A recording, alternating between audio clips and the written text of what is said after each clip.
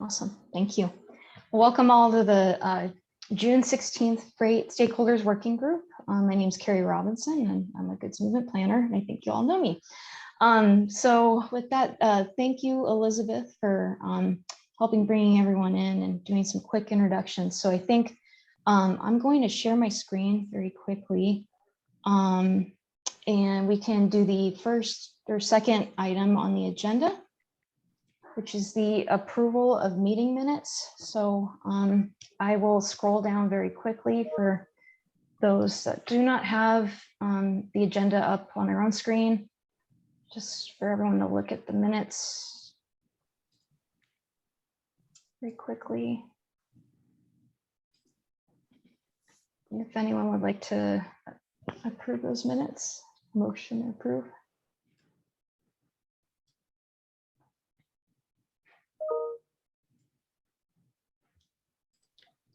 So here, I guess we're looking for a regular standing member of the Freight Gateway Working Group to offer up a motion to approve, somebody that was here last time and ideally reviewed the meeting minutes.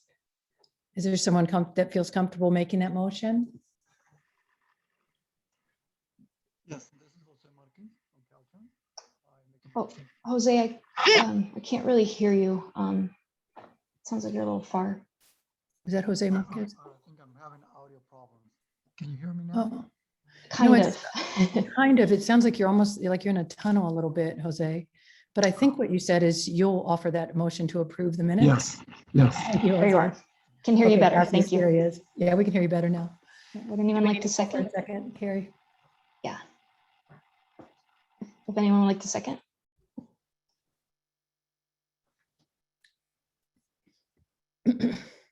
A standing member of the group to second here. I could nudge somebody. Ty, you're a standing member of the group. Any other standing members that would feel comfortable offering the second on the minutes? I'll offer the second. Thank you. Thank you. Appreciate it. All right. So moving to item number 3, are there any public comments or member comments? Oh, sorry, I scrolled too quickly. Up here, number 3. It's okay. So yeah, public comments here. I see where, yeah, somebody open their mic. And if not, we can move to item number 4. So Zachary Brandt is here from the South Beta Sorrento Comprehensive Multimodal Corridor Planning Team to mention a call to action. So Zach, take it away. Hi folks, I'm Zach. I work with the South Beta Sorrento project here at Sandag, and we've just started with our public outreach period. And so we are asking for your feedback. To learn more, you can visit sandag.org/CMCP, Comprehensive Multimodal Corridor Plan, navigate to the South Beta Sorrento project page and access the virtual engagement hub, to which I'll provide a link in the chat in just a minute. Here you can provide input on the corridor plan project lists, view story maps of the proposed projects, or sign up for office hours to meet with a project team member and learn more about this corridor project. The corridor plan's phase 2 engagement period will end on July 12th. So a few weeks here to get that feedback in. In addition, you can feel free to contact us anytime at cmcp@sandag.org. Thank you. Zach, any questions for Zach? Zach, I know that a lot of folks on this Freight Stakeholder Working Group have attended goods movement breakout sessions that we've had for South Beta Sorrento, the CMCP. And so Zach's, the tool that Zach's promoting there, that he'll put the link into our chat box, is a great tool. And so it kind of builds off of this Freight Gateway project over there to where we'll actually implement some projects in that corridor. And that South Beta Sorrento, the 8055 corridor, is one of great importance to the Freight Gateway, or to goods movement in general. And Carrie, you'll go over that in just a minute when we shift to our map. So yeah, following up on Zach's call to action, because it's another project we're working on, please do follow the link and provide your input for the South Beta Sorrento CMCP. Thanks, Zach. Hey, Elizabeth, I have just a quick question for Zach. Zach, can we make sure that we put both the English and the Spanish version up of that participation website. Yes, definitely. Let me get that for you. Thanks. Thanks for that, Zach. So we do have Spanish and English sites for South Bay to Sorrento. And I also see our project manager, Jennifer Williamson from the South Bay to Sorrento project. And Jennifer, thanks for chiming in. She's also reminding us that the team's available to do presentations and also has the office hours to assist with a quick review of the tour of the South Bay to Sorrento proposals in place. So Jennifer's here on this call and is reminding us that, should you need to reach out to the South Bay to Sorrento team, Jennifer, and they're happy to help you. Thanks, Jen. Jennifer, do you have anything else you'd like to add? Just wanted to double check. No, I just appreciate everybody, and certainly if you do have time, we would love to get your input. Great, thank you. So we're going to move to the next agenda item, unless I don't see any other comments, but we'll move to the next one. So the next item is going to focus on our 2021 Freight Gateway Study update. We're today going to focus on existing conditions and also some of the forecast information that we have found so far that we'd like to share with you. And I'm going to present today with Jolene Hayes from Fair & Pierce, who's our project manager from the consultant team, and then also with Ty Manzo and Elizabeth Hannon, who you've heard from today, from Sutra Research. So. Thanks, Carrie. Let me do a quick overview of what we're looking to cover. Your project team, the Sandag and Imperial County project members are really excited that the draft study is out and it's under public and review and ready for your review. So we have a lot of projects going on. The South Bay to Sorrento team asking for some inputs. We're also asking for some inputs on the draft 2021 Freight Gateway Study update. This project, the Freight Gateway Study update, is one that's pretty technical, right? It's heavy in data, a lot of insights around the items that we're going to share with you today, the existing conditions, the freight flows today, and some of our projections for future freight flows. We're hopeful that this review that we'll do today will help you understand the freight demand from a supply chain perspective, specifically looking at how freight tonnage enters and leaves the Gateway region and how domestic freight flows are associated with consumption within the Gateway region. So it's, this project, like I said, is really interesting because there's so much data here and insights and forecasts. So you, as a stakeholder employed at one of our local agencies or a member of our freight industry, the reason why this study is important is because this is the nuts and bolts of what we do. This is going to help you plan. It's going to help you do grants, help you read funding. And so today, after Carrie's going to step through some of these data points that I just shared with you, we're also going to take a look at some of the gaps that we see in our Freight Gateway network and look at what policies we could potentially input, or rather, I should say, policies we could potentially recommend that some of our agencies work toward. So with that, Carrie, let's start stepping through the data a little bit and talk about existing conditions. All right, thanks, Elizabeth. So as Elizabeth said, we're going to focus a lot right now on the existing conditions of our freight corridors and gateways. So I am going to pull up a tool right now. So bear with me one moment while I reshare my screen for that tool. I'm going to reshare. Let me know if you cannot see the tool. So this might look familiar to some of you. This is our freight viewer that was done previously, but it still does a great job of showing our existing assets. And I'm going to step through them very quickly, but feel free to jump in, raise your hand, or put in the chat if you have any questions here. So first, we wanted to focus on our major roadways. And again, just to step back a bit, our Freight Gateway Study is including San Diego and Imperial County. So we'll kind of speak to both points here. So one thing we also want to focus on is not just existing conditions, but also what has changed from the 2016 study to this current study that we're working on right now. So on the major roadways side, as you can see, this is including all of our major freight highways, freeways, and arterial roadways as well. A few things I wanted to quickly highlight that are differences between the 2016 study to now.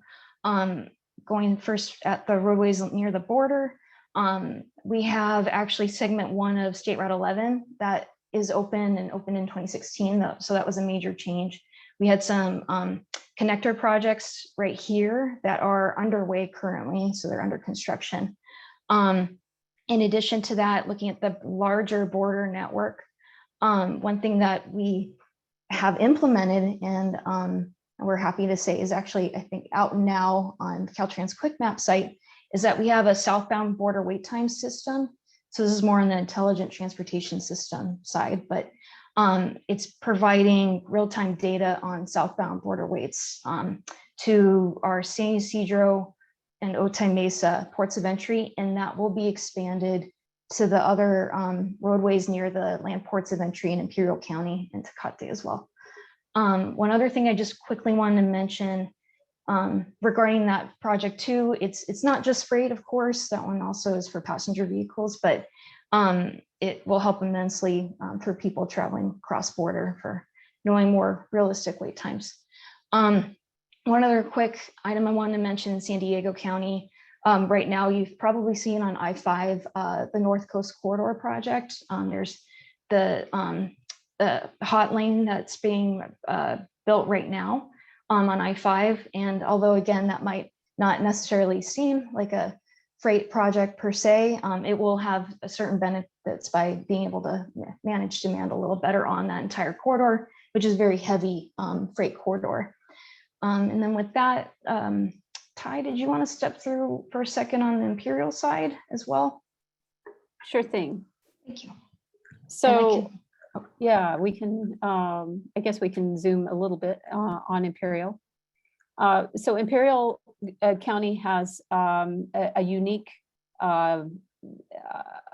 operating model in that it is also a border with Mexico and shares a couple of border crossings. One in particular is the Calexico East crossing, and you can kind of circle that a little bit, Carrie. And so coming from that crossing, freight actually is distributed in a number of directions, heading up to Riverside County and the Inland Empire to supply various intermodal hubs and freight warehousing facilities up in that area, as well as heading into San Diego. And then the freight also goes the opposite direction. A lot of freight from the ports of LA and Long Beach, and even things from the port of San Diego are coming into that Imperial County. So the roadways and highways in Imperial County, are essential as part of the whole freight trade network. There are a number of major roadways that are headed up to the Imperial County, and specifically SR 78, 86, and 111 are important networks that all right now are under heavy use, by commercial traffic, and those go north and south. And then SR 98 is another major. Thank you for highlighting that, Carrie. Is another major roadway that is used in lieu of or adjacent to Interstate 8, which is the major east-west corridor as well. The SR 78 corridor has some special considerations in that it goes through a couple of small towns, and there are other needs in order for it to function well. And then there's a couple of arterials or county roadways that serve a lot of the freight traffic. One of them in particular is Forester Road. and it's an arterial, and it's definitely under consideration for improvements to create better flows north and south. 115 and SR7 are two more corridors that really do a lot of, there are heavy lifting corridors in terms of moving freight out of the border region. So with rail lines, there are occasional improvements for rail lines. UP is the predominant rail provider in the area. There are some other short line railroads that are still functioning periodically, but UP is the dominant rail line for moving freight from the Imperial County or to the Imperial County from the Inland Empire and Riverside County areas. Some minor improvements we'll talk about a little bit later on those two rail lines, to help with primarily with facility access, and improve a couple of rail yards to make them more functional. I don't think that there are any pipeline improvements that have been identified at this point. And we always have to mention that there is another mode that in Imperial County that is unique, and that is we have the one and only that I know of conveyor belt that runs across the border moving bulk products. So yeah, so that's another unique aspect of our goods movement in Imperial County. Airports, there's some discussions in the future of creating a larger airport facility south of Holtville, and we'll talk about that a little bit later as well.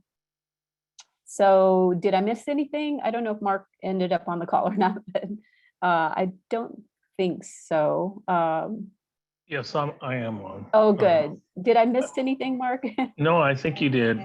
Well, as you said, we'll go into more detail when you cover some of the future projects. Sounds good. And apologies, I forgot to show the land ports of entry over here. So very quickly, Calexico East, that Ty mentioned earlier, Andrade, and then this is Calexico West, where that conveyor belt is near. So I'm going to quickly go back to San Diego. Regarding rail, I'll click this for a second. As I think most of you know, we have our major class 1 freight rail in San Diego, which is the operator's BNSF, and that's on the Los San corridor here. Sorry, I'm hearing some other audio, so I might mute someone, if that's okay. Sorry for those I just muted. We also have our short line railroad operators as well. So right here, we have SCIV that's operating, going down right to the border here at San Ysidro. We also have our desert line, which is over here, heading out from Baja, California to Imperial County. Some of our other short line, one thing that was a change from 2016 that recently occurred was there used to be Pacific Sun, that was a freight rail operator up here on that Sprinter corridor, but that is changing ownership to be BNSF now. So that's one quick change we wanted to note. Quickly going to, I'll first do our land ports of entry and then the seaport. We have this is showing all of them, our land ports of entry, but for our freight, we have Otay Mesa, which is right here. This is also showing future Otay Mesa East, which is going to also handle cargo as well. And then we also have Tecate here. And then a quick data point is, I'm sure all of you are very familiar with, Otay Mesa handles approximately 72% of our truck crossings along the Baja California border. So it's a pretty significant port for truckers.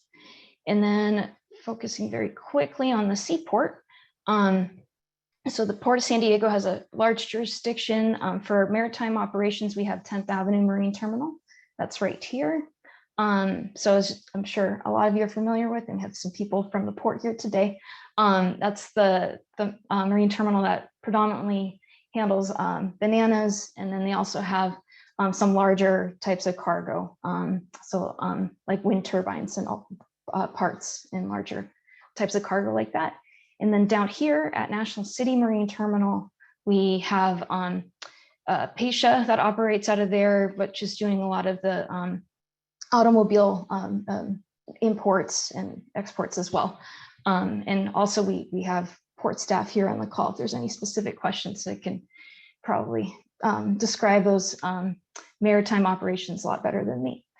And then lastly, wanted to quickly mention our airports. So we have San Diego International Airport, which is our major for San Diego International Airport, handling air cargo operations. One thing that you've probably noticed that's currently being built is there's a building, I know the airport staff's probably on here, that's being built currently over here that's helping with belly cargo. So that's one thing that's changed from 2016 is that I believe that's probably part, and correct me if I'm wrong, airport staff, but that is probably being done for their future Terminal 1 improvements. And then in addition, I also wanted to quickly highlight the rental car center was built since 2016 at the airport. And I know that doesn't sound like air cargo improvements, but there were improvements to the intersection near there that right by the Marine Corps Recruit Depot, and then the rental car center that helps with the access for FedEx and UPS for ingress and egress to the airport. Hi, Carrie. This is Brett Caldwell. I am on from the Hi, Airport Brett. Authority. Hi. Thank you. Yeah, please let me know if I missed anything there. Oh, you're doing fine. Yeah. Great. Yeah. And thank you, Brett. And then same with Amy and Laura, and I think Stephen might be on too. If there's anything I missed from the port side, please feel free to jump in too. Hopefully I covered it sufficiently. Gary, this is Mark. One of the things that I would like to add that we see an Imperial benefit to reopening the San Diego, Arizona Eastern Railway and Creasville Gorge, that we see the potential for at least one intermodal facility in Imperial County once and if that line is reopened to connect to Imperial County. Great point. So Thank you, Mark. I think it's valuable for the discussion in the SDA&E and as well as rail opportunities in Imperial. Because with previous concessionaire, we've talked about the potential near the border with Imperial County as it comes down the grade, or another location in El Centro that would provide connection Thanks, Mark. to the north. Thanks. Oh yeah. Thank you so much, Mark. I'm sorry didn't mean to cut you off there. That's a great point. And Carrie, also on Imperial County, I don't see the State Route 7 that connects to the Calexico East. Yeah. And also, I didn't see a State Route 111 and the Bradley bypass in the roadmap. So, but I think there will be plenty of opportunities to comment on the freight network. Yeah, a great point. I noticed that Those when are we were on the clicking static onto- map. Oh, Those are on yes. the map, Gary. Yes, sorry. The tool, I think there were some gaps that we'll need to address in this, but thank you. Okay. Those are great comments. And yes, Ty was mentioning the static map, which is in the PowerPoint. So I can go back to that in a second.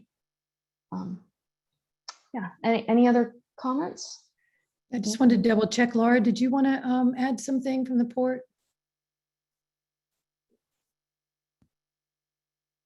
No, I saw some people trying to chime in. Or Coachelle, the Port Tenants Association, everybody's seeming okay so far. Yes, I can see. Thank you. Thank you. All right, let me stop sharing for one moment. I'm going to jump back into the PowerPoint itself. And then we can see the static map. works. Let me know if you can't see the screen in a second. All right, Yeah, it's online now, Carrie. We can see it. great, thank you. There we go. And we might be able to zoom in just a tiny bit, but Jose and Mark, you'll be able to see SR7 and 111 on this map. And I think this will depict a little bit more in detail. The pink items are things that are planned or proposed, and there are some gold items, kind of small, but you can see them, the Brawley bypass, and down at the Calexico border, there's a tiny little gold line that depicts also some Cesar Chavez highway improvements that that have been very instrumental in facilitating freight movement through the region. So so I'm guessing that Carrie, that the maps will, eventually be synced up to some degree. Yeah, apologies for that. We'll make those corrections on those maps. So. Any other quick comments? Questions? I think Ty might have mentioned a little bit about pipelines. Do we want to take a look at the next slide and chat a little bit about the overview on pipeline? Yeah, just a couple of quick comments. Pipelines are certainly the domain of the private sector, and so we just have to tap into them periodically to see how things are going and what the planned improvements are. The ones that are known at this time include some facility improvements up in Miramar and some facility access improvements for the Kinder Morgan tank farm and Mission Valley. And I was doing these off the top of my head, so I think there's a third, also an access improvement. And the extension of the pipeline from where you see Carrie had her cursor a moment ago, extension of that pipeline where it extends down toward the port facilities, and extension of that into Mexico. So so those are the ones that are on the books in terms of updates and improvements. And I'm sure that one of the existing conditions at this point that the pipeline folks are considering is incorporating some additional security around their cyber activities. With recent events,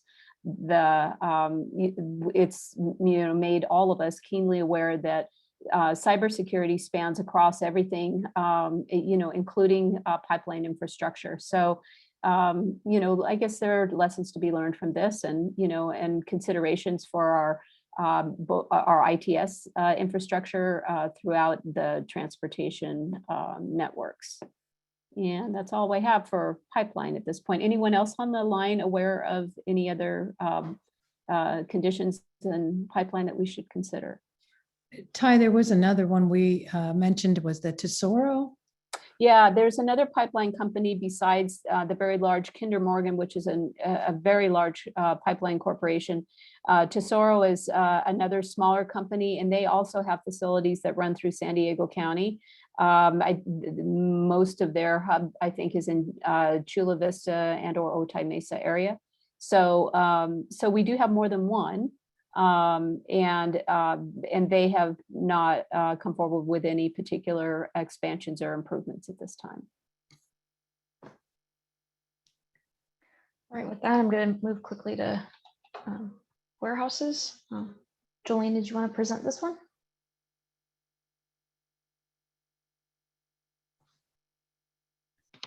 If I could figure out how to unmute myself, sorry about that. And real quickly with this one, what we really wanted to get some feedback on as we move into, we'll get into the discussion a little bit, but this has been where we've seen the most substantial change in our landscape over the last 5 years, is the development of warehousing, industrial warehousing, some manufacturing. So a lot of it's happened in the urban areas, and much of that is related to the e-commerce uptick that we've seen. As you all know, in the last year and a half, that has increased substantially. The projections had been that we wouldn't hit this point for another 10 years. So you're seeing a lot more of the development of industrial warehousing within communities to ensure that they can meet our demands as consumers, to get it in the same day or within 2 days. So the implications of that, and this is one of those discussion topics, is truck routing, potential parking issues within communities, and how this is overall affecting how trucks move throughout our region. And I think that's all I have on that one, unless anybody wants to provide any additional comments at this time. Thanks, Jolene. Kathy Kean, I see your hand up, but just when Carrie's taken us to our questions, comment, and ideas slide. Kathy, you want to unmute yourself? Sure. I just had a quick question about I'm intrigued by those warehouse maps. Those are really terrific information. Is that something that's also on that data model, or is it available in this report?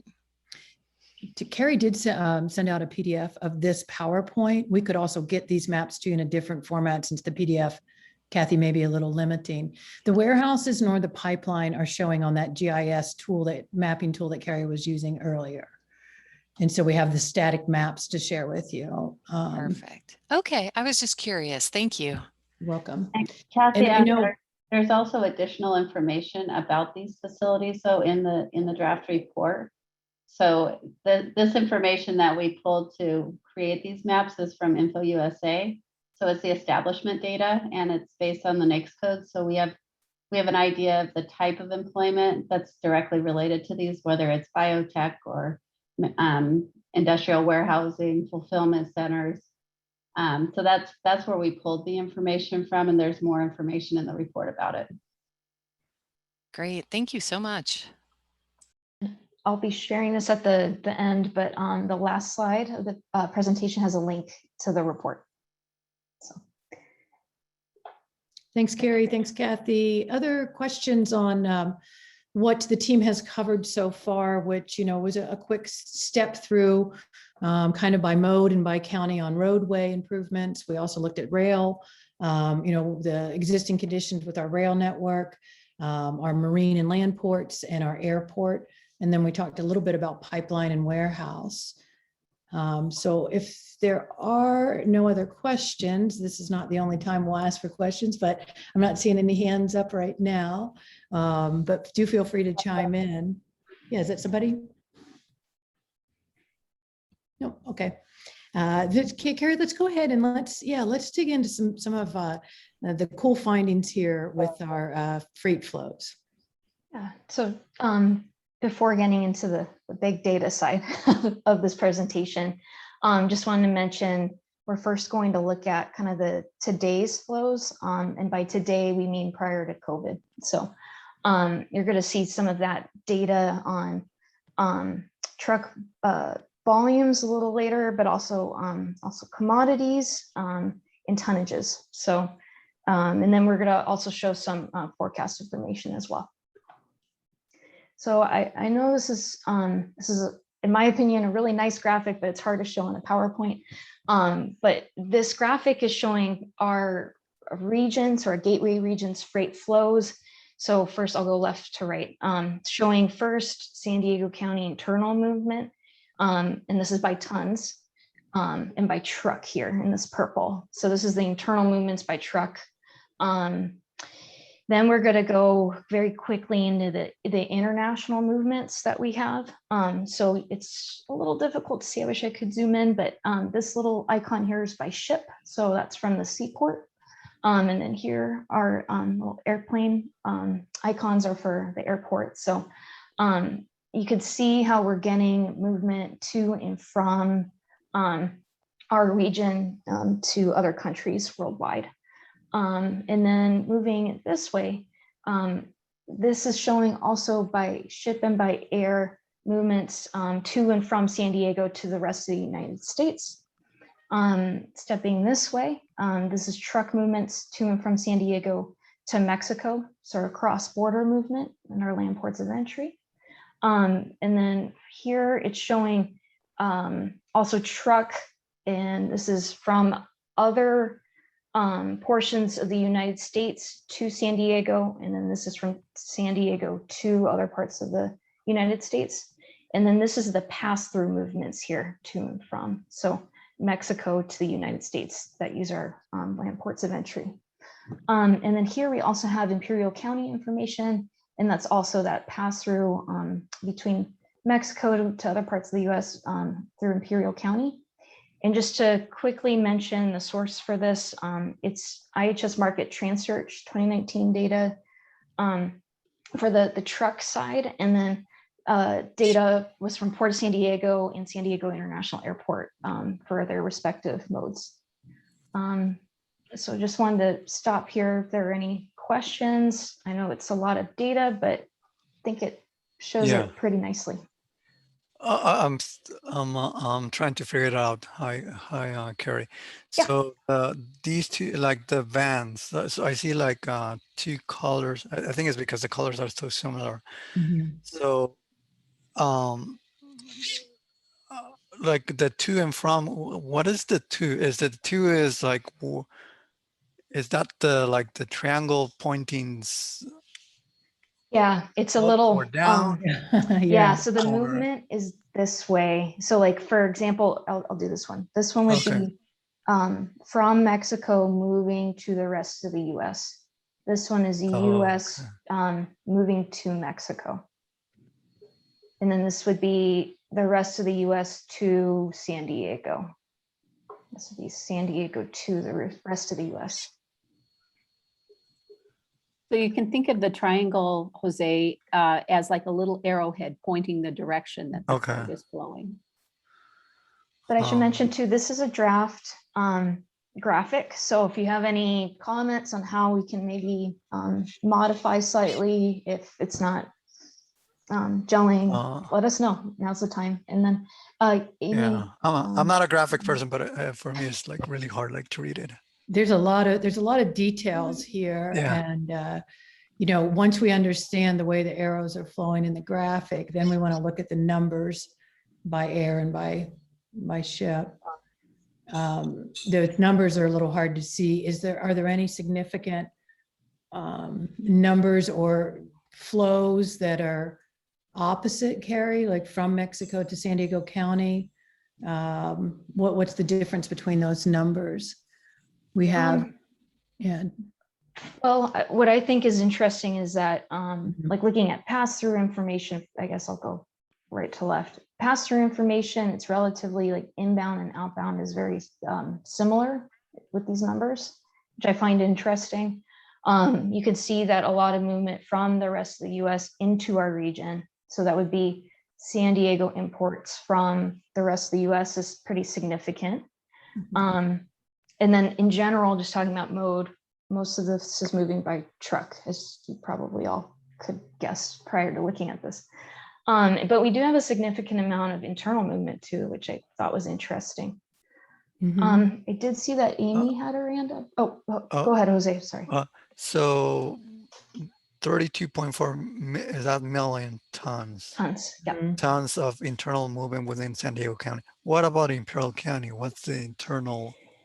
So I might need our true experts here, and I might have to call upon, but in the commodity flow survey, which I guess I'll step back a second.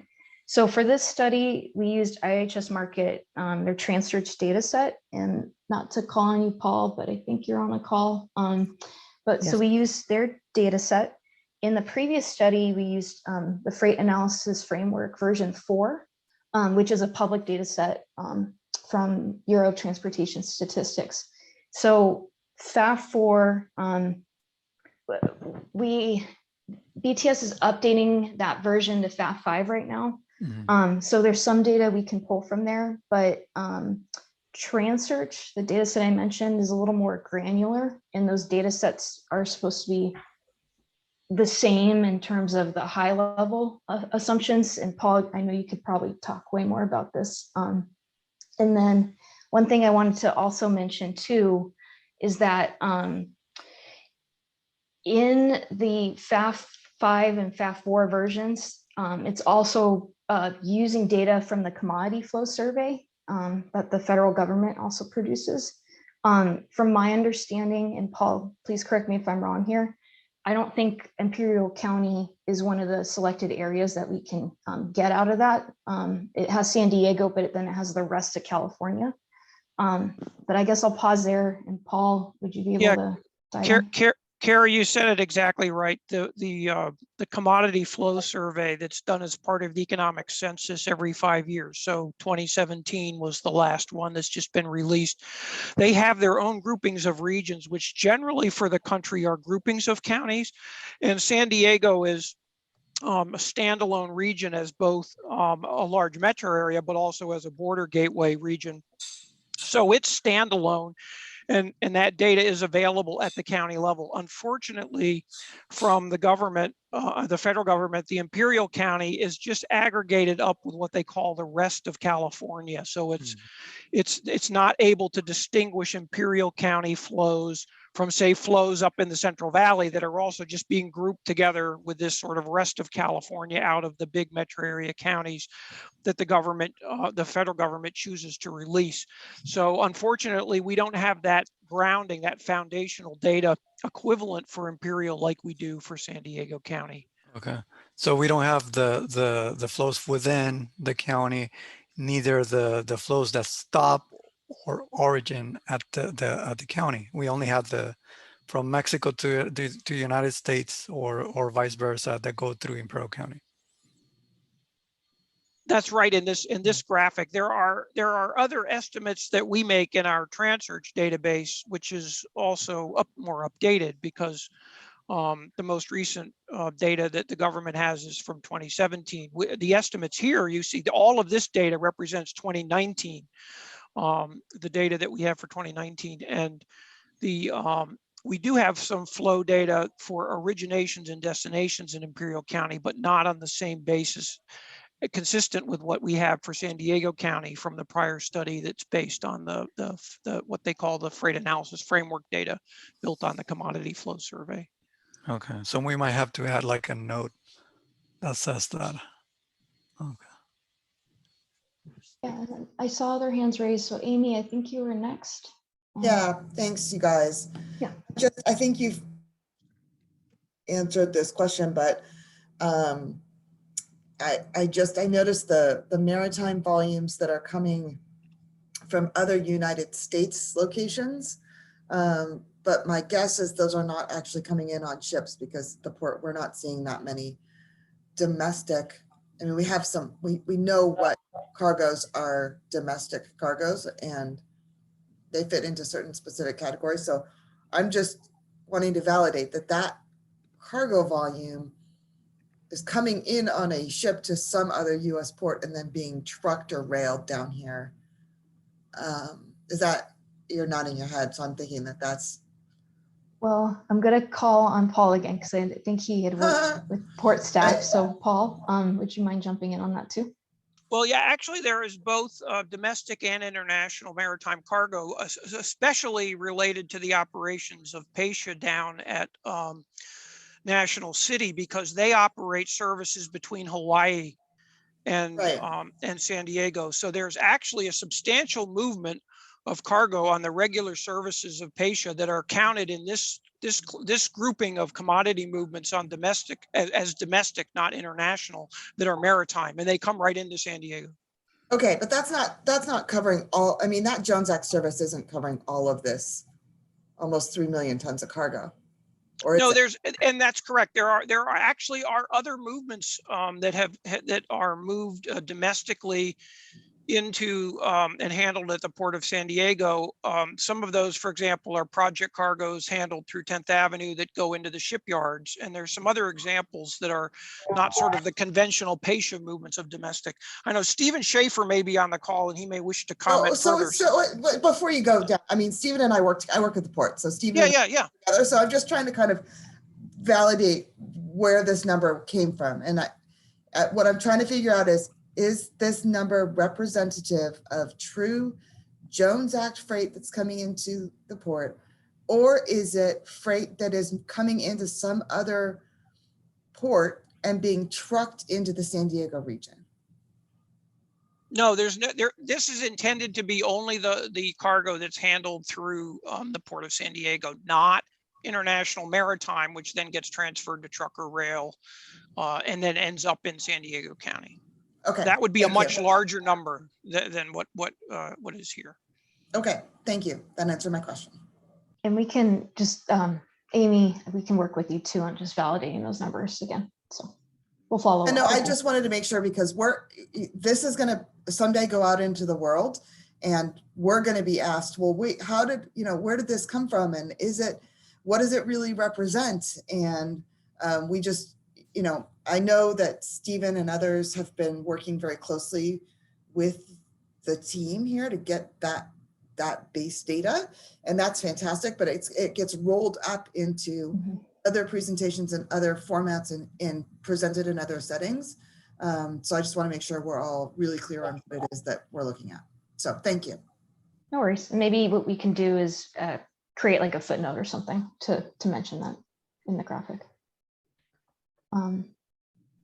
Carrie, Maurice has his hand up and we'll take his question if that's okay. Move on to that. Thanks for your feedback, Amy. As Maurice is getting ready to talk, I just want to mention that some folks are taking advantage of the chat box, which is great. Virginia's, hello, Virginia, adding a comment that could help us get the graphic more easy to understand, as is Jamaica. So thank you, ladies, we see your comments there.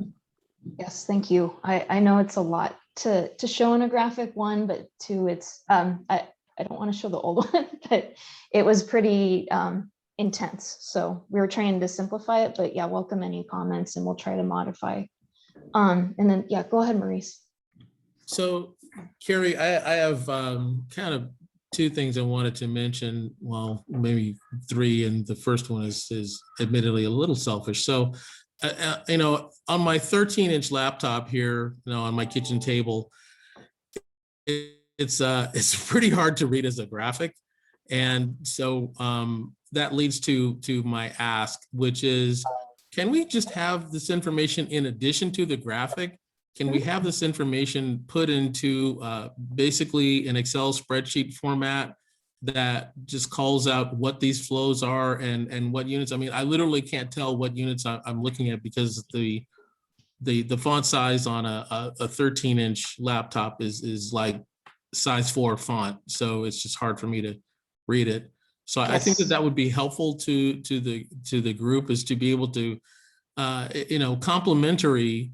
So not instead of, but complementary to the graphic. If we could just have an Excel spreadsheet that presents this information in a spreadsheet kind of tabular format, I think it would be more consumable. Also, I kind of want to echo and amplify the comments that Amy was just making. It's been my experience being involved, in various freight studies for, I don't care to mention how long, but these types of things, as we're looking at it now, tend to have legs and tend to be used in any number of freight documents. Potentially in addition to the public side, also the private side. I cannot tell you how many times that we've made reference to, not this particular graphic, but to, the freight flows map, where we, internally at Caltrans, we used to call it the arrow map that was showing, flows going from one point of the ports of entry to another, either within San Diego, within California, or to the rest of the country. So again, to amplify what Amy was saying, I think it's very important that we really make, and you said footnote, and I'm thinking that it's like footnotes plural, that we really spell out what it is that we're looking at, what data we're looking at, where it came from, and what we're representing clearly, so that people that look at it in a year from now, 2 years from now, 3 years from now, can look at that information and say, aha, all right, I understand where the data came from, how it's built and what's being represented as part of the graphic, so that we're not mixing messages or God forbid, mixing either, freight types or even something as relatively simple as units. Because that's one of the first questions I had when I looked at this was, what are the units that I'm looking at? 33 million of what? So, you know, I think that there's some work that could be done to one, make it clearer, but then also be very clear about what it is that we're representing. Yeah, no, I absolutely agree. To your first comment, we do have that information in the actual draft appendix. And that's the large report for the draft freight gateway study update. So it's just not shown here, but yes, we do have the more granular information. And then, yeah, I agree on including more sources here on the data sets and maybe making tons bigger. But yeah, happy to take all these comments and make these edits to the graphic because we want to make it look great and be able to be used in different presentations without being misinterpreted. So really welcome all these comments. So thank you all. And feel free to, after this meeting, happy to chat about specifics too, if you'd like. Any other questions on this one? I know we have a lot Carrie, I to don't get see anyone's hands up. This graphic is powerful and you know, echoing your comments, like continue to drop comments into chat or you know, vocalize them to us here. It's super helpful. But I think the next couple of slides where we're going to drill down, you know, are going to kind of be asking the group to reflect on similar data here. So I don't see any other hands raised. Let's go ahead to this next section. All right, so very quickly, so this is today flows, but by today, obviously it's not this year. So it is using, this source is FAF5. So as we mentioned, the basis for that is the 2017 commodity flow survey. And then just a quick note, the federal government has released the base year from FAF5, the Freight Analysis Framework, version 5. But they have not released yet the forecast year. So just a quick note on that. So these two are showing one inbound domestic freight percentage by mode of transportation for specifically San Diego. And then this is the outbound. And as you probably already guessed, truck is the predominant mode for both inbound and outbound based on, again, this data set. But what I found was interesting is pipeline was a high percentage for inbound movement. And yeah, just wanted to show these graphics. Also welcome any comments on this. Just like the last graphic, again, this is all draft. So if you, oh yeah, Jose, go ahead. Same question. What units are we looking at? Is this tonnage or? Jose, it's Elizabeth. Your headset got funky again on us. Yeah, Okay, there you're coming closer. That's better. What unit are we looking at? Yeah, I need to check on that one because we did not include it here. I believe it is tonnage, so I will double check that, and it should be noted because it is not noted on this graphic. So okay, I'll double check. Harry, this is Fatima. These are tonnages. Thank you. Yeah, I think that's something we'll need to just add to the graphic. Thank you. Yeah.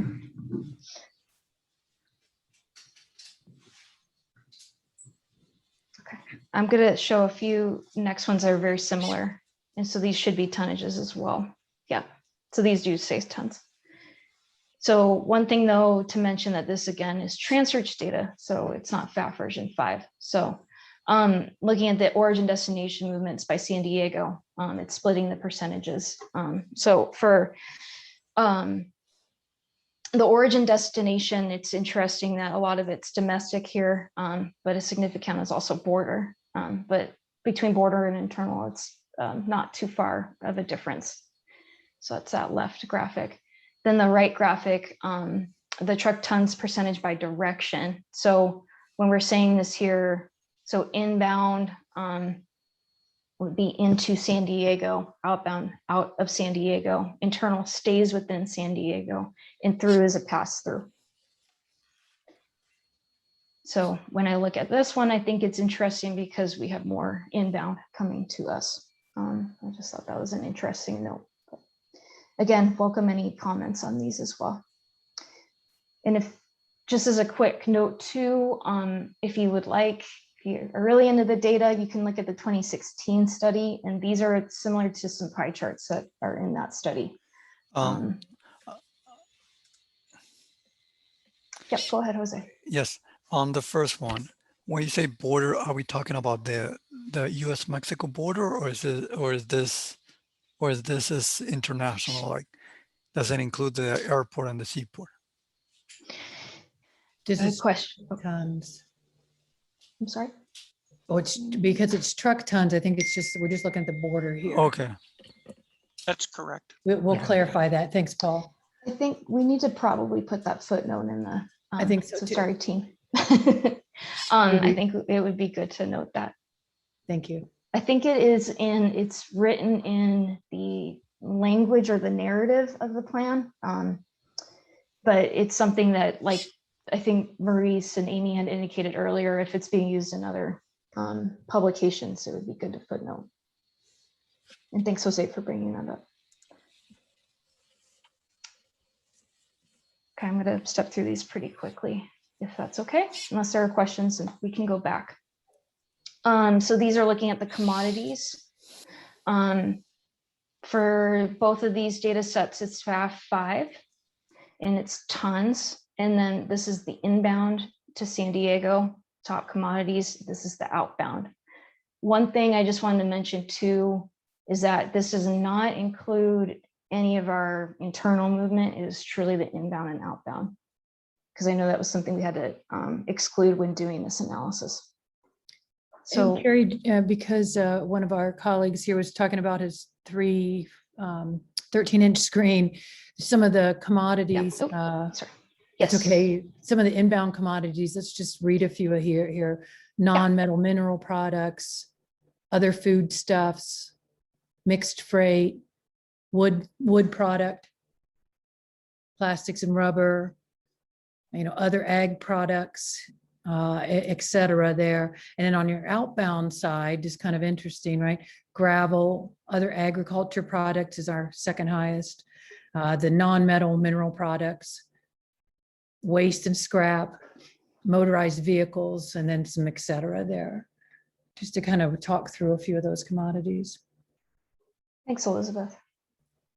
One thing to note, again, I know I'm not showing what was shown in 2016, but these top commodities have slightly changed, where 1 and 2 might have changed a bit, but they have not,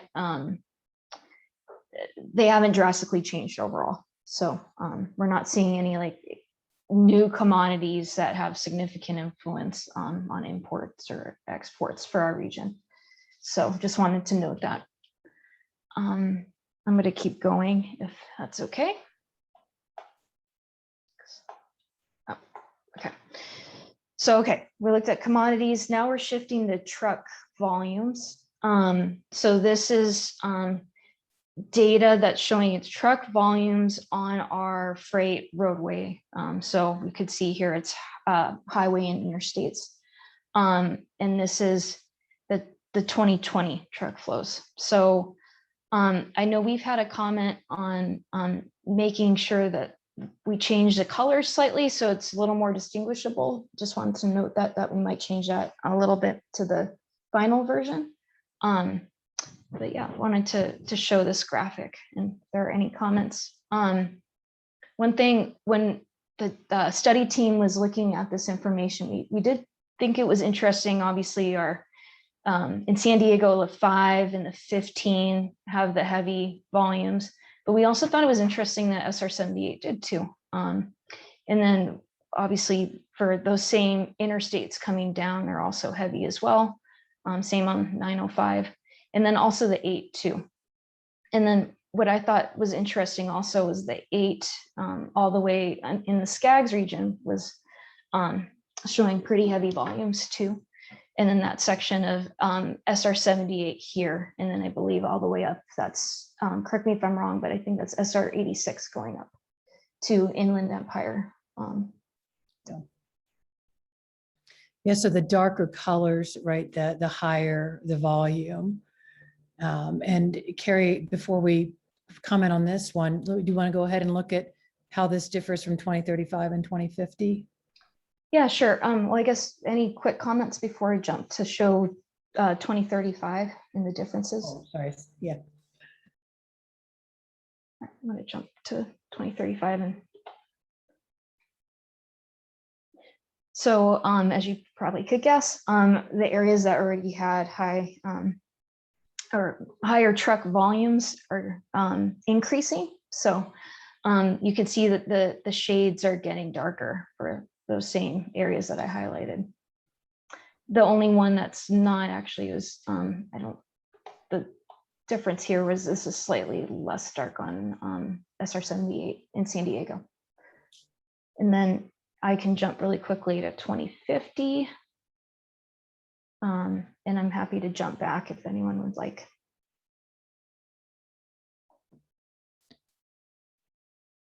Yeah, so it's interesting, right? By 2050, the 8 and the 5, perhaps the 5 parts of the 15. I mean, the 5 solid black. I mean, that's huge volumes expected on that highway. Same with 8 by 2050. And even when you were in 2035, those same highways were showing very, only 14 years from now, we're seeing really high freight volumes on those highways.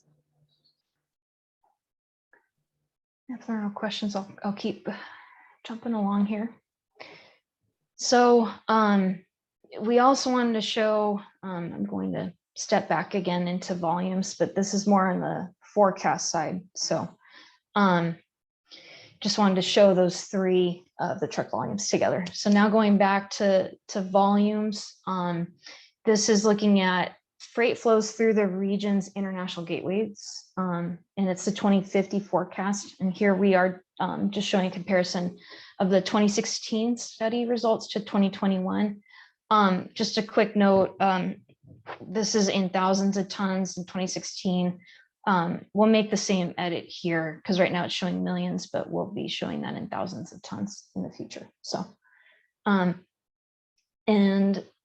yeah, I guess in general, one thing is just interesting is in my personal looking at these two, it's not too much of a significant difference in the forecasts between the old 2016 to 2021.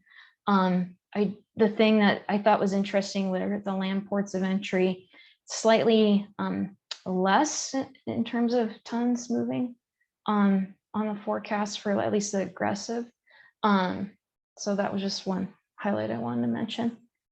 But yeah, are there any comments on this one? Oh, I see Kathy. Yeah. Hi, just a quick question about, it's always interesting to see, in the 2016 study, did it accurately predict the 2019 baseline for that we're seeing in the 2021? That's a great question. We haven't That is a done that great analysis. So I think it would be interesting to look at. But I don't mean to pick on kind of our data gurus here, but I'm just curious, Paul, have you done that analysis? In the aggregate, I don't, we didn't, in 2016, we didn't forecast 2019 specifically, but I know that the trade policy affected some of the border flow growth differently than would have been forecast in 2016. So it's very likely that if we had a separate set of 2019 forecasts in the 2016 project, it would not have matched the actuals for some elements. For example, the port of entries here, because of what happened with trade policy that swung trade in both directions temporarily, with people trying to beat tariff clocks and so forth in 2018 and into 2019. So I could say that there were external factors other than the underlying economic growth that affected the freight volumes for 2019. Perhaps not so much for the port or certainly the airport, but certainly for the land ports of entry. Okay, thank you. Jose, I see your hand up too.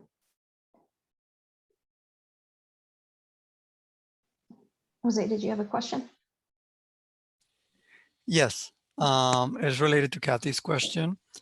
And how different is your methodology from the previous study to this study for the forecast? Is it, are you using the same methodology, the same approach? So as you kind of see here, so in 2016, FAF4 was used. So that was a public data set.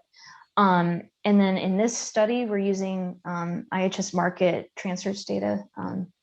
And the Transearch data will be the same as FAF version 5. And I know Paul Bingham here, who just and can get in the granular details on that. But from what we've been told is Transearch is kind of FAF plus, so it provides additional information, but the data set should be the same. And Paul, correct me if I'm wrong.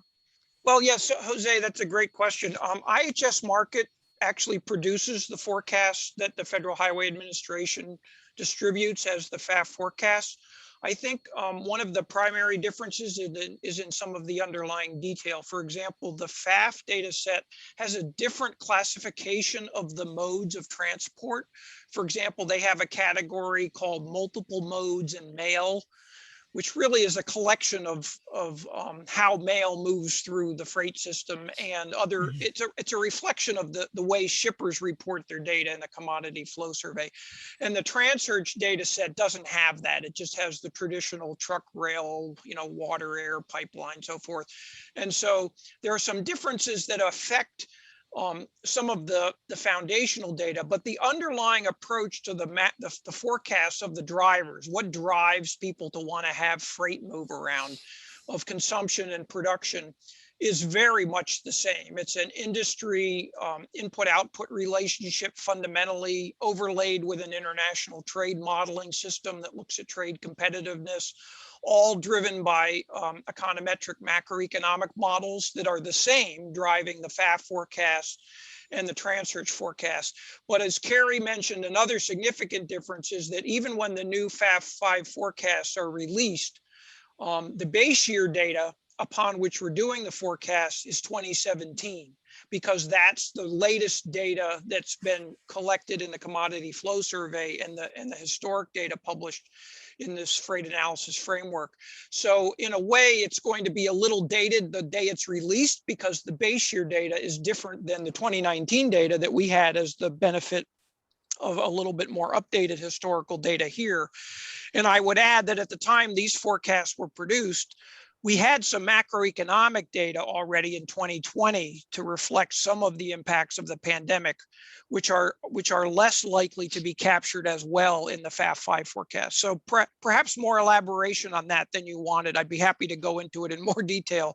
But fundamentally, the approach is similar. It's a macroeconomic driven industry and commodity overlay that then gets down to the modal detail at the end. And it starts with a controlling national level forecast for the United States that's allocated and forecast regionally. And then there's a separate international trade model that does US trade with countries bilaterally all around the world. Thank you. And another, just a suggestion. Yeah. If you want to include these charts in the report, in the final report, maybe you want to, I think one ends at 45,000, the other one is at 40.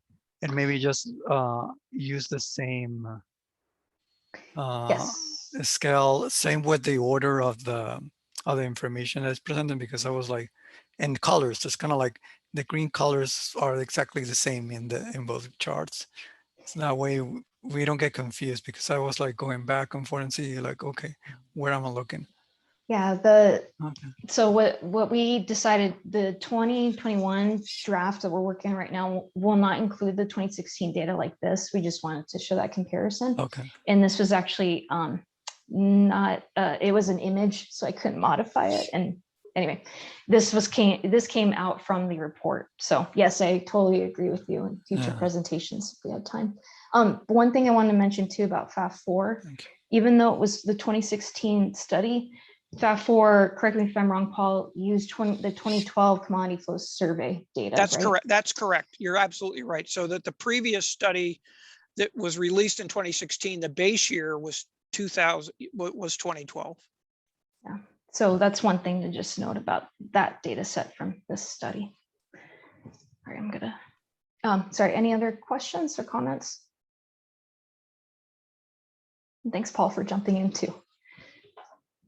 All right, so similar premise, domestic freight flows within, from, and to San Diego County in volume. So one thing, like you said, Jose, one thing to note too is that these on the y-axis are different numbers. So just one thing to consider. So, and again, we just didn't have time to change it to reflect the same. But one thing I want to note is that the 2021 study, you could see here that this these projections for trucks are significantly higher than what's shown in the 2016 study. So that's just one note. And then you can also see the same too for the other modes actually as well.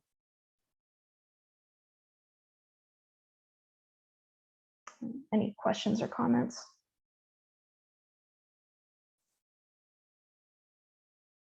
Okay. Gonna go forward. So this one's also domestic freight flows within, from, and to San Diego County. So what's interesting here is just showing that outbound, inbound, and internal circulation split. And then again, just please note that the numbers on the y-axis are different. Yeah. And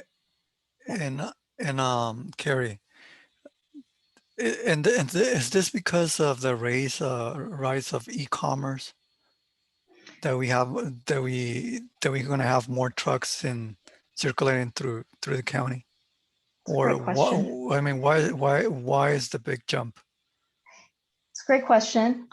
So I will have to pass it on to Paul, but very quickly, I think it's multiple factors. And I know Paul's team does worldwide analysis on the forecast. So sorry, Paul, to call on you again, but do you want to get?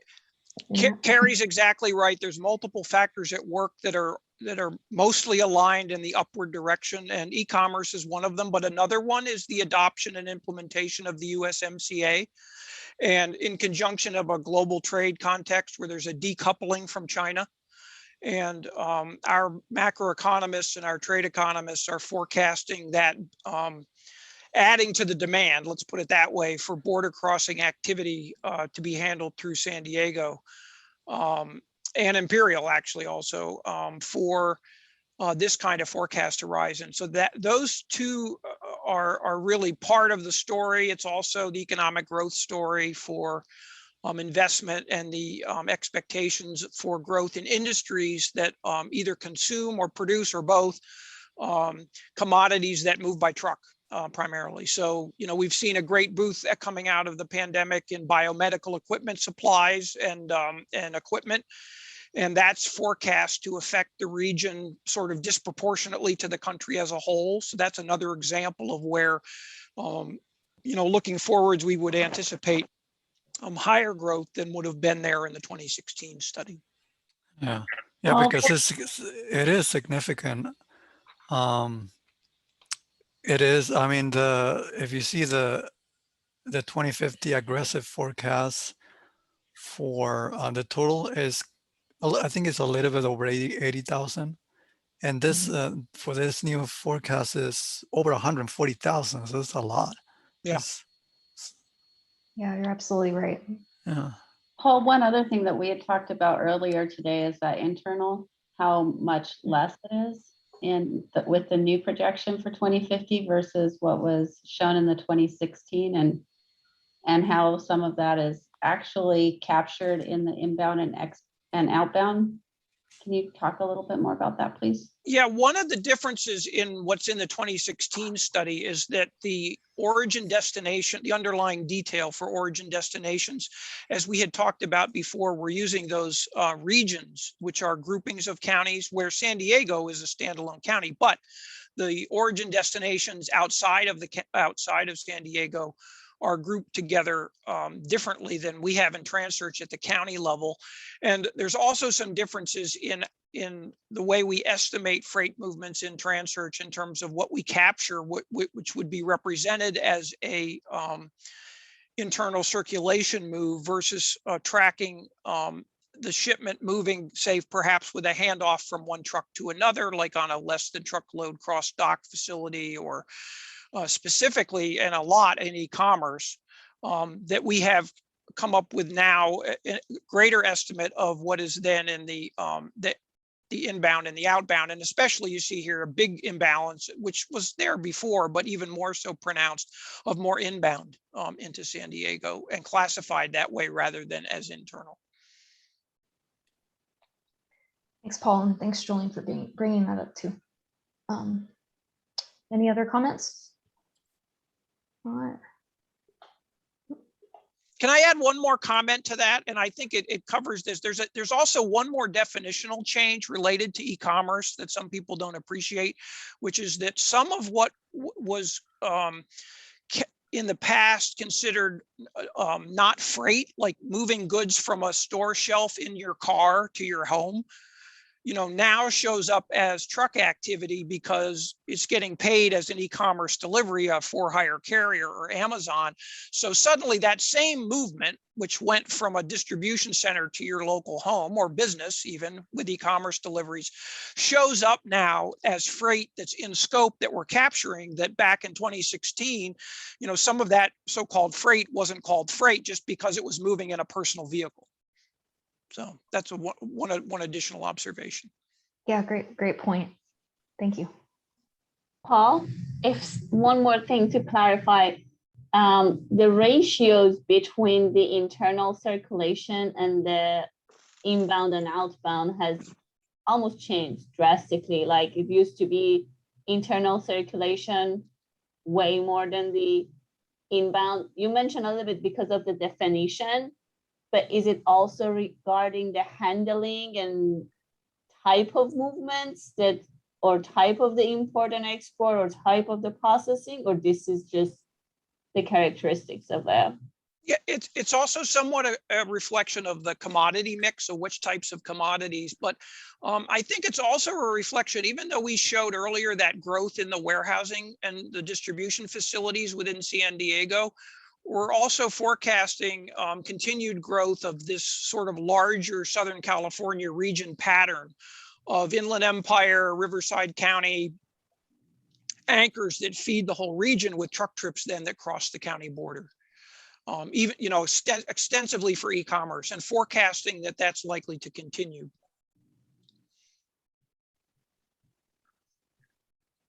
Great, thank you. With that, I'm going to pause for a second. Any other questions or comments? I know that was a lot to go through, so I'm happy to jump back if anyone wants me to. Oh yeah, go ahead, Jose. I'm sorry again, but going back to the previous slide, when you look at something like this, when your forecast is kind of like going almost on a vertical growth, when people, especially the decision makers, are going to look at this document, they might people could get confused, because right now we're looking at volumes, and that includes, I'm assuming that you're including pipelines, and you're including all different modes. But it will be also good to if we can disaggregate them by this forecast by mode, because when you think about what the purpose of this document or this report is to hopefully to make better decisions for the planning or our freight transportation system. So it will be good for decision makers to know what modes are actually being impacted the most, and I don't know if pipelines are skewing this growth or not, or because when I see this this growth from 80,000 to 140,000, it's like, yeah, I immediately thought it was, oh my God, there's going to be so many trucks moving in our region, like internally and also through our land ports of entry, airports. But then I remember, well, this also includes pipelines. It doesn't necessarily mean that the growth in truck volume is going to be as significant, but I don't know. Just a suggestion. So I think, and I'll double check, I think our narrative has that broken down more. And if not, we'll add something to that because I agree it's something that's pretty powerful to show. But we weren't able to include all of the visuals today in the presentation because there's just a lot. But yes, I think that's a great comment, and we can do that. And If Jose, it's yeah, not there. that there is detail by mode. I mean, these are, you have it exactly right. This is the grand total across all modes. So it's still dominated by trucks. So no getting around that. But you're right. There's tonnage here that is not all by truck.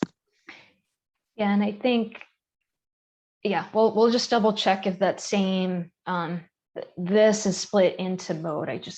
We'll have to look at the other graphics in the narrative again. Yeah, happy to follow up with you, Jose, on those additional details too, or anyone else that would like it. Because there are a lot of graphics on this data in, it's chapter 3 in the Gateway study. And again, we just couldn't put them all in today because it probably would have taken like 5 hours for us to get through. But happy to circle back. And Jose, sorry, I see your hand. Oh, you just took it off. Okay, thank you. All right, any other questions, comments? If not, we can go to the next section. Yeah, not seeing any here. Go ahead, Carrie. Yeah. Oh yeah, so we're gonna do a quick little exercise, and it's on Mural. So the link is here. I can, or can someone put it in the chat too for people to join? Yes. And Elizabeth, did you want to go over the exercise?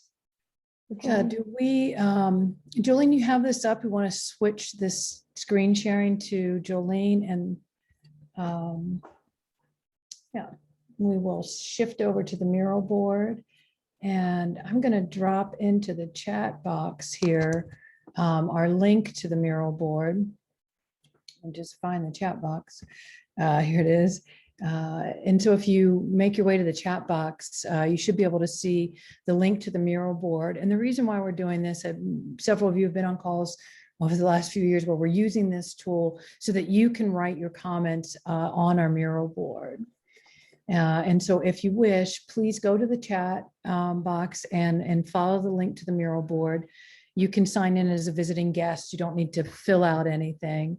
And then that will allow you to comment on some of the items that we're going to talk about. So and Carrie shared with us, a lot of the insights and the forecasts that we have, but we are still looking at a set of gaps. And some of the projects, or I shouldn't say projects, some of the work that's underway is beginning to address these gaps. But we are interested in reviewing these gaps with you and hearing from you comments about the gaps. Oh, I should back up just a second there, Jolene, and that is the last time we met, which I'd have to think about what month that was, we used the Mural board and we did an exercise where you helped us look at gaps. So all of the gaps that you identified last time are now on this list, but this list is also expanded to include other findings that we have. And so I'm going to ask Jolene, the consultant project manager here, Jolene Hayes, to kind of step through some of these gaps. We'll start first with roadway. And what we'd like you to put into sort of your thinking cap is what policies and at what policy level could help to solve for these gaps. Meaning, do we need to look at federal policies? Do we need to look at state, county? Are there environmental policies that'll help? Economic policies, trade policies that'll help kind of fill what we're identifying as gaps in our current network. And so Jolene, with that, can you kind of step through what you've shared on the screen here? And I see some folks are signing into Mural as well. If you have signed into Mural, before I have you step through, while Jolene's talking, there are Post-it notes over to the right, and all you do is click into those and you can write your note. So whatever your comment is, go ahead and feel free to do that should something come up. Jolene? Oops.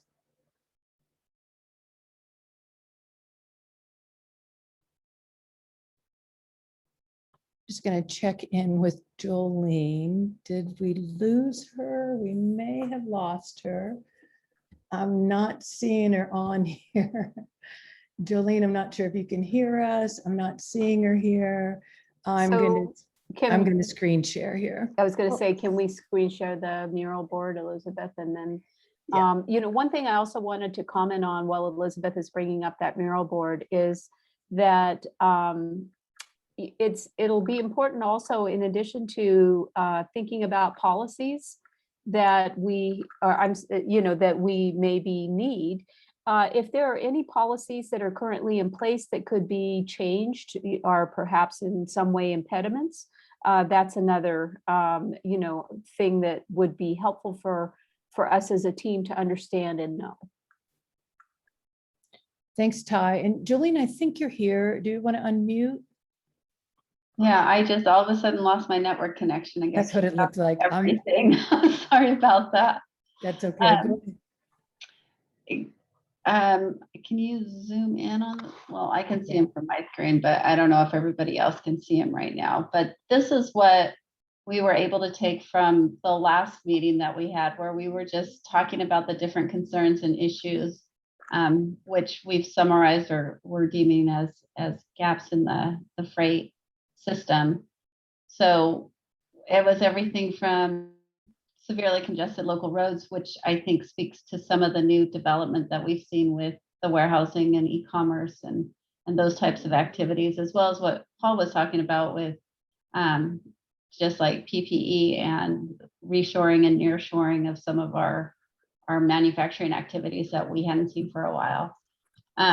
We also talked about different freeway connections, the need for dedicated truck lanes and passing lanes, everything from that to truck parking, and starting to discuss what the future might look like for charging infrastructure, especially to support the state's mandates for zero emission vehicles or near zero emission for freight. So what I want to mention with some of these, the next workshop that we have will delve into a lot of these issues using the 3 case studies that we were able to develop as part of the plan. One was specifically related to the zero emission, those types of mandates and what needs to be put in place. The other was e-commerce. So we looked at a case study in Imperial County for that. And then we also looked at mobility hubs and the potential of parcel lockers at those mobility hubs to help alleviate some of what we're seeing. The goal in the next round will be to look at how those case studies may inform some of the policies that end up in this plan at the end. But today, I think it's making sure that we heard everything from the last meeting when it came to these different roadway deficiencies that were identified. And then what we've done in the mural board. So if you're on it and you want to populate it yourself, that's one way. So we've created these comment cards and you can just click on it, your comment, and then just drag it over to, like, we put them into 2 different categories: environmental policies and economic policies. So as you're going through and looking at these, if there are specific policies that you think are affecting these or things that we haven't really thought about that might be able to be considered, that's where there's an opportunity for you to put those ideas in that might be related to these different comments that we heard in the last workshop. And if you'd rather verbalize it or put a comment in the chat box, if you feel like something wasn't addressed in the roadways, that this is your opportunity to do that as well. Can everybody see this okay? Yeah, and if you're seeing it okay, perhaps you saw me fill out one of the Post-it cards or Post-it notes suggesting a policy to address greenhouse gas reduction. That was really more of a placeholder for me to show you how to do it. There's tons of policies we need for greenhouse gas reductions. But when we're looking through the gaps, any policy ideas where we can look for policies that are in place that could be updated to improve. Jolene, I just have a quick question. Are we specifically looking for only those 2 categories, or if somebody has something outside those 2 categories, are they still free to drop those in. They're free to drop those in. Those were just two broad we came up with that we thought the majority of the comments would fall under one or the other. But like, for example, equity and community impacts typically fall under the environmental category. And even the workforce and labor might fall under economic, as well as just overall freight efficiencies could fall under economics. But that was just a suggestion for categories. You're free to put any other comments that you think might be relevant to this discussion. Jolene, if we focus for a moment on roadway and giving folks kind of a chance to digest what we're asking them to do here, you know, these gaps that are lack of efficient freeway connections to the port, lack of efficient freeway connections to the airport cargo, lack of efficient freeway connections to the rail yard. So to all of our, you know, freight facilities, it's the South Bay to Sorrento or the CMCP projects, are they looking at some of that through complete corridors and the 5 big moves, or is there a way to build off the policies? Maybe if Phil's still on the call, that's something he could talk about, as the policies around those. Not sure if he left.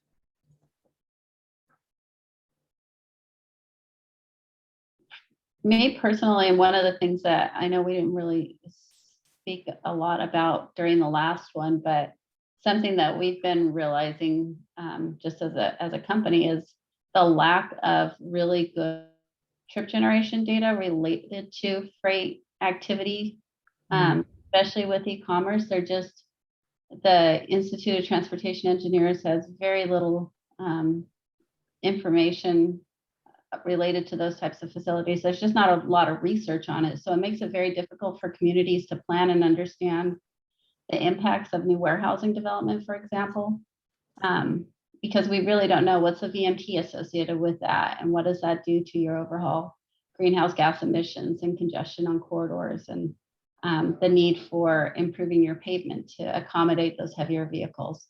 So in my mind, that's one thing that's really lacking, is just a lack of information about the needs surrounding these facilities.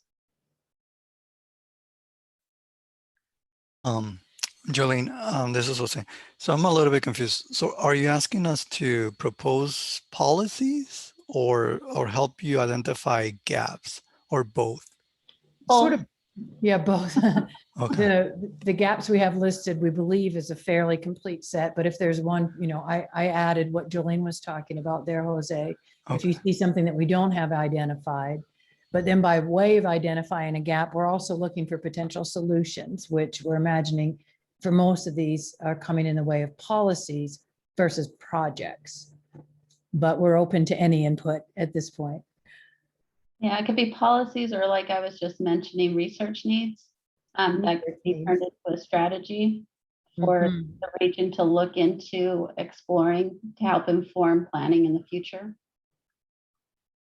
And to piggyback, Jolene, on that, even like feasibility studies too, I think would be good to add. And so we're not looking for a detailed policy idea, but more some concepts or things that we think could lead into something that we should expand on in the policy development. And you'll see in the report, in the draft report, we've got some structure of how we think some of the policies in the direction that they'll move. But this is really to help us inform and make sure that we haven't missed any of those big topical areas on the policy side that could help us address these issues. And I do see some folks filling out their cards or their Post-it notes on the mural board. Jolene, let's talk a little bit about the railway gaps as we're doing that. And we're happy to take, you know, your comments on the Post-it notes on any of the subjects. But do you want to highlight some of the gaps we identified here for freight planning and railway?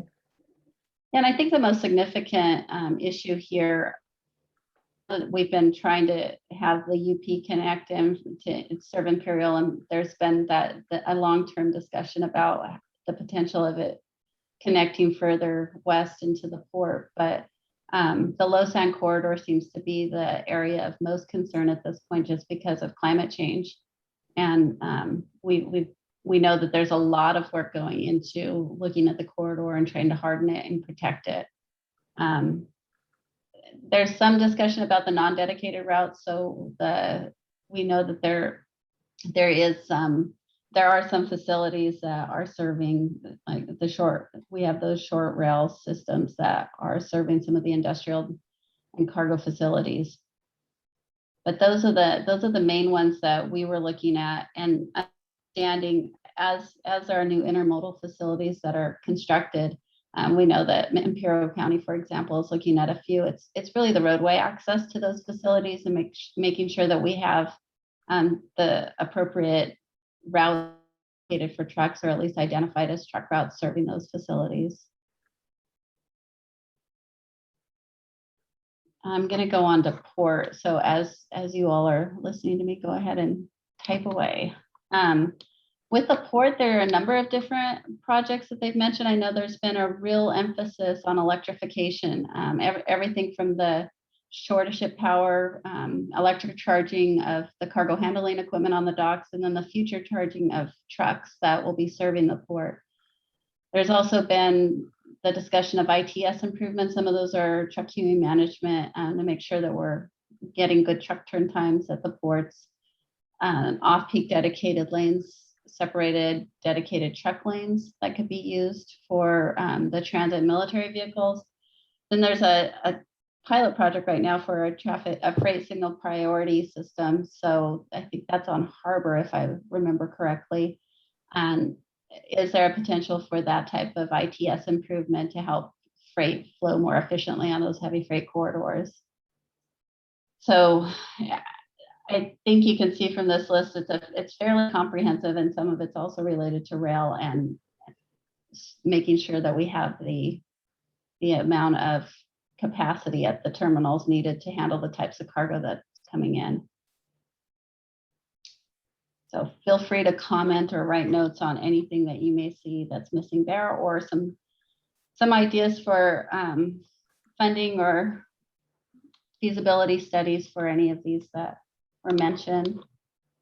And then the airport, I think the majority at the airport is just, we know that there's very limited warehousing capacity, and Carrie noted the types of improvements that have already been put in place as part of another project to help with access into some of the cargo facilities. But it's just an overall constrained footprint within the airport that's limiting its capacity for the San Diego airport. There are other airports in the study area. I know there's the one in Imperial County that was identified, but I don't think there's been any new movement on that one. And then we also know that Mexico is having, and their air cargo is also making it into our region. Jolene, can I jump in too? If there's anything in terms of policies that you think on the federal or state side, and I'm thinking of federal in particular because of future infrastructure bills that might be out, and if there's anything that us as a region, whether it's SANDAG, ICTC, or SCAG, can mention to our federal government to push for some of to lessen these gaps, I think that would be great. So it helps us also in that respect too. Yeah, certainly. Yeah, so I do see some policy comments here, and Julian, I really appreciate you stepping through those gaps. Carrie, what I'm thinking, and kind of going off of Maurice's comment, is that we need to provide the gaps out to the freight stakeholders here, so that perhaps they could get more comments back. And we want to get this note, if we want to get this note with that look for policy out afterwards, that would allow folks to just kind of reflect on this list and reflect on what we've asked of them, right? That Carrie's adding in, what about federal, and teaming together with some new potential new infrastructure bills, and what we can do there. Would it seem reasonable to ask for folks to provide some feedback either here on the mural board or via email over the next week or so? Yeah, that would be great. Sorry, Maurice and others, if you're having issues with Mural. But yeah, we'd be happy to send these out, and if you'd like to comment. Yeah, thanks for Really that. like the Airbnb for truck parking, whoever put that up there. I think that's awesome. Oh, that's a great idea. Yeah. Ty, are there any other ones jumping off the page you want to kind of chat about here before we shift back to our PowerPoint? Yeah, I just have a question on the develop regional intelligent freight management systems. Yeah, maybe whoever put that up, if they could, just put a couple more words to direct us on, where you think that, at what level you think that will happen, federal, state, or is that a local thing? Yeah, that's good though, huh? Airbnb for truck parking, overweight truck corridors, drone deliveries. And so just to talk a moment about, some things that are going on regionally that, may have some impacts on some of the ITS and other, intelligent, management systems, including like the appointment system that someone suggested. Part of the 5 big moves that Carrie was recommending that we, all become familiar with earlier, and she talked a little bit in, in summary about some of the complete corridors activities that, are helping to define solutions for, our larger freight network. There's also one on the intelligent transportation system side called NextOS, and some of you may be familiar with that. And NextOS is an expansive region-wide control command and control system, so to speak, that takes a look at a lot of different systems that are being used currently or need to be developed, amongst the different agencies to help manage and make more efficient, transportation systems throughout the county. Part of that includes freight. And so, so as we get into talking about things like the intelligent freight management system and appointment systems and things like that for making truck movements more efficient, let's think about that perhaps in terms of, how that could be done, with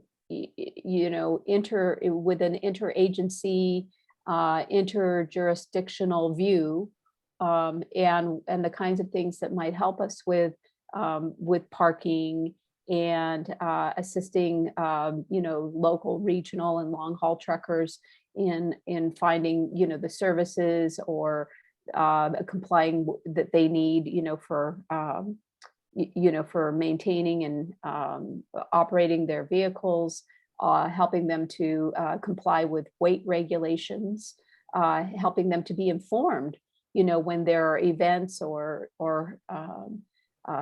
emergencies, in the county. So those kinds of things, are all functional, but also policy driven. So there might be policies that would assist in, helping to make sure that those kinds of intelligent transportation systems capabilities are also, attended to and brought to fruition as needed, as our region continues to grow. Yeah, Ty, thanks for that conversation. It certainly are a lot of things happening with ITS and NextOS here in the San Diego area. Carrie, just a few minutes left on our call. We still have a few hardy supporters still with us. There's some people have dropped off, but there are about 25 of us or 23 on the call still. Do we want to just wrap up with a quick review of next steps and make sure folks have the link to the regional plan? Yep, that'd be great. Thank you, Elizabeth. So next steps, we are targeting our next meeting to be in July. In that meeting, we are going to focus, I think Jolene mentioned it, on really our policy updates. So that section's updating what's occurred from the 2016 plan to now in terms of policies, and that's international and national and state. And then the second portion will be looking at these case studies. There's 3 of them. 2 are in San Diego, 1 in Imperial County. And so with that, we are going to look for your comments, recommendations on what's being presented in those case studies. And the 3 are listed right there. So we'll target that date soon and get that on your calendars, because I know we don't have a lot of time until July. And oh, sorry, Elizabeth, I think. Sorry about that. Oh, you're good. If you want me to share, I can. Sure, why don't you take it back, because I didn't download it. Yeah, no worries. Let me do that right now. Thanks. Okay, can you see my screen? Yes. Okay, so I skipped ahead, didn't I? So we'll be focusing then July, and then I just wanted to mention to everyone, so what we just went over, our draft 2021 Freight Gateway Study is part of Appendix Y in the draft 2021 Regional Plan. So I did want to mention very quickly for the draft 2021 Regional Plan, the bigger plan that's out right now for public comment and review. And the comment period's May 28th through August 6th. And then the link is here for that. And then, as I mentioned, Appendix Y, you'll find all the graphics that we showed today, plus a lot of others in that Appendix Y. And the link is here. And let me know if you didn't get that PowerPoint that I sent earlier. I'm happy to share that link again. And we'll take your comments that you mentioned today, and we'll definitely revise some of the items we looked at based on your comments. And with that, I think I can go back very quickly to people our are main still agenda. working on our mural board, which is good. And then, Carrie, before we drop off, I just wanted to just tap in really quickly to Mark Baza again with regard to Imperial and some of the things that are proposed out in Imperial County, particularly like the Forester Road, corridor and things like that. Mark, were there any particular policies that we should make sure that we include on this mural board that would assist Imperial in general and or help with anything that might be related to perhaps first last mile delivery and e-commerce? Well, I think the biggest thing I would look at, let's say Forester Road as one aspect, and we're looking at, let's say, a next version of discretionary grant funding. We're really most immediately focused on operational improvements on Forester Road, because yes, we do have a future plan for 4-lane highway there, but that's going to be a little challenging to fund something of that magnitude. So, but we already, we're working with Caltrans. They're doing a PSR for us, and we have identified some operational improvement projects for Forester Road, and we just weren't prepared to pursue that in this first go around of infrastructure projects. So that's one area. I think the other opportunities are similar to what we've talked about, and that is the potential for intermodal facilities in Imperial County. And that, we've mentioned certain ones that are proposed in the northern part of our county. But we're also open to, we're considering others that could be valuable in the central part of the county, and let's say even El Centro and or near the San Diego border if the SDA and the rail line is reopened. The other thing that I think it would be valuable for us to consider in Imperial and in San Diego, and that is cold storage facilities near the border. And so that's something that's on our business sector's mind, and as well as ours, as a benefit to goods movement for cross-border goods movement. That's Mark, are most there of- any policy considerations that need to be considered for the folks to develop those cold storage facilities more efficiently or more quickly?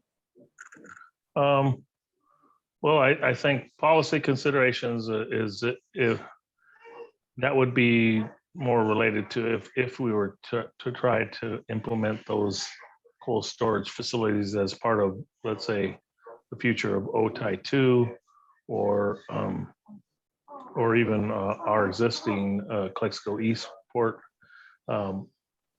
Just, I think that's, something that could be considered at each of those ports in the future. I certainly will want to think more about that for other policy considerations, but that comes to mind most immediately. They're great comments. Thanks, Mark. And yeah, we can share that list for if there's anything that you can think of in addition to what you said today to add to, and for others as well. Thanks. Yeah, thank you. So I'm going to jump very quickly to our agenda. So with that, any other questions or comments on the what we presented today from the Freight Gateway study? If not, Not seeing any. thank you. So item number 6, are there any agency updates from any of the freight stakeholders?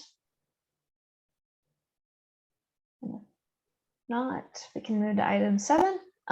So item 7, as I mentioned, we're going to have our meeting in July, probably late July. So, and with that, number 8, we can adjourn. Thank you all. I know it was a lot of information to throw at you, so really appreciate all of you staying and providing comments.